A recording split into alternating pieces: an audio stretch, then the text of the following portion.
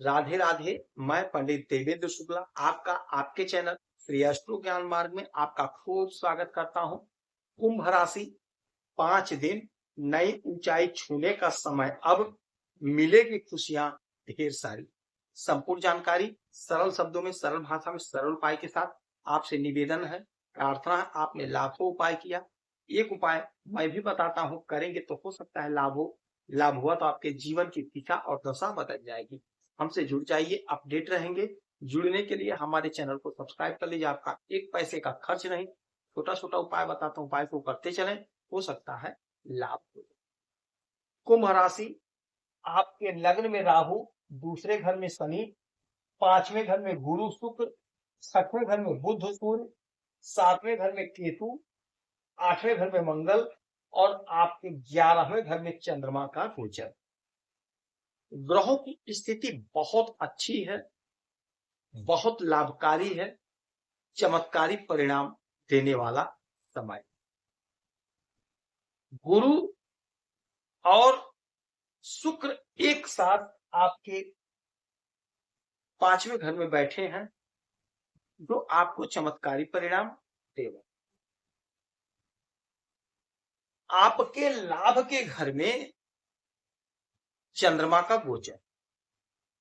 जैसा कि आपको पता है, चंद्रमा बहुत तीव्र गति से आगे बढ़ते हैं। जिस भी राशि में, जिस भी घर में जाते हैं, 2.5-2.5 दिन तक रुकते हैं, उसके बाद अपना स्थान बदल देते हैं। और ये बहुत शीघ्र फल भी हमें प्रदान करते हैं, क्योंकि इनको जल्दी होती है। तो जिस घर में गए हैं, उस घर से जुड़ा हुआ फल हमें तत्काल प्राप्त कराते हैं, शीघ्र फल देते हैं।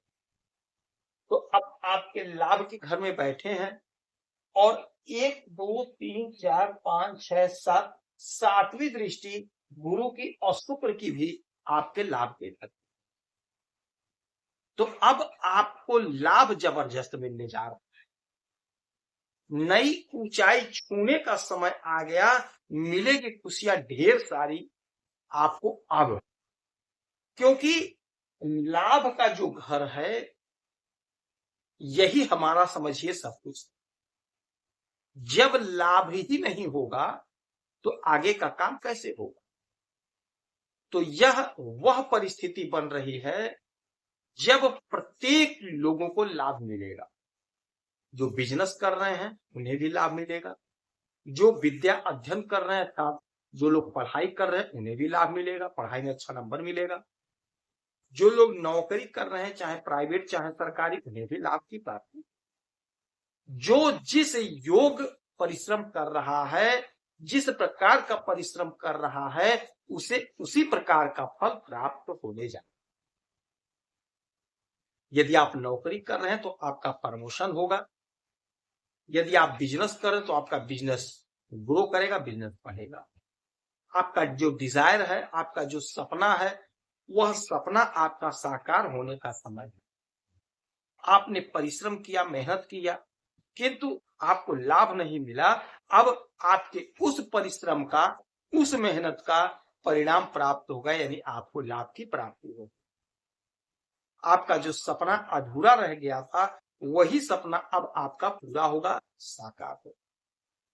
अच्छा, यहाँ पे ये 2.5 दिन तक रहेंगे, उसके बाद यहां से आपके इस घर पे आ जाएंगे। यानी ये जो 5 दिन का पीरियड होगा, जबरदस्त लाभकारी होगा। और जब 12वें घर में आएंगे तो विदेश संबंधी जो मसला है, जो मामला है, वह आपका सॉल्व हो जाएगा। विदेश जाने का मार्ग प्रशस्त होगा, विदेश आप जा सकेंगे। जो आपकी योजनाएं हैं, योजनाएं पूरी होंगी। जो संभावनाएं हैं, संभावनाएं पूरी हो जाएंगी। यदि विदेश से आपका कोई मैटर फंसा है, पैसे का लेनदारी देनदारी का, वह सॉल्व हो जाएगा। जो लोग पढ़ाई के लिए, अध्ययन के लिए विदेश जाना चाह रहे हैं, उनके जाने का मार्ग प्रशस्त होगा, आप जा सकेंगे, आपको लाभ होगा वहां। यदि आप वहां कोई बिजनेस स्टेब्लिश करना चाह रहे हैं, कोई बाधा, कोई अड़चन है, वह बाधा अड़चन दूर होगा, बिजनेस आपका आगे बढ़ेगा, आपकी तरक्की होगी, आपकी उन्नति होगी, आपकी ख्याति बढ़ेगी। जो आपका सपना था, अधूरा रह गया था, वही अधूरा सपना आपका पूरा होगा, आपका साकार। अच्छा, 1 2 3 4 5 6 7, 7वीं दृष्टि डालेंगे आपके 5वें घर पे।